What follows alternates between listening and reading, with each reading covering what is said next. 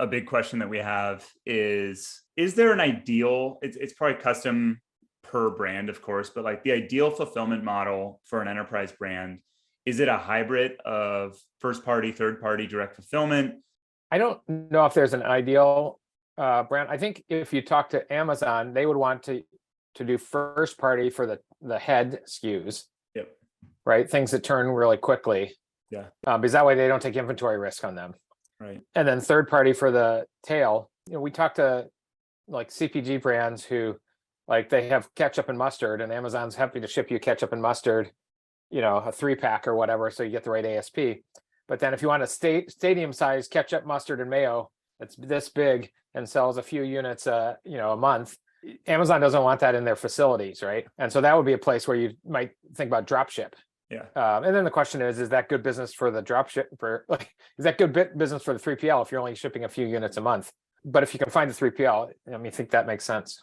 Yeah, it seems like something that comes up a lot for brands is, should this product be on our first party in Vendor Central? Or should we put it to the 3P side where we have the pricing control, but also run into some of the fulfillment by Amazon constraints, capacity constraints? So, arguably you have capacity constraints on first party as well, because the capacity constraints come as a PO you take as opposed to an IPI allocation or whatever, right? Mm-hmm. And so they're still doing allocation. They're just doing it at PO time versus at random times. There was one seller we had who was in the FBA program, and they're like, man, we have to pay, we give Amazon 45% off list price if we sell to them. But if we do FBA, it's like 15% commission, and then 10 or 15% for FBA. So we get, say, 15 points. And there was a big to-do between the electronics team and the FBA team. Finally, the FBA folks are like, look, you're supposed to be using 1P. Like, you are a vendor. Yes. You're a manufacturer. You should use 1P. That was 10 years ago that conversation happened. Yeah, it's a game. It's a game people are playing for sure. See it a lot.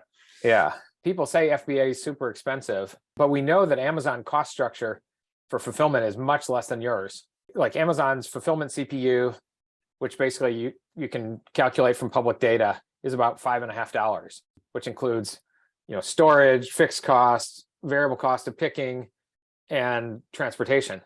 My guess is none of your customers are delivering for $5.50. Yeah. I'm involved with a company that ships frozen food, and it's like $30. Yeah. Not to mention the conversion rate, the impact on conversion rate, like what's going to happen when you ship it yourself. Unless you're good at this. Yes. Like using Amazon as a fulfiller is probably a good option.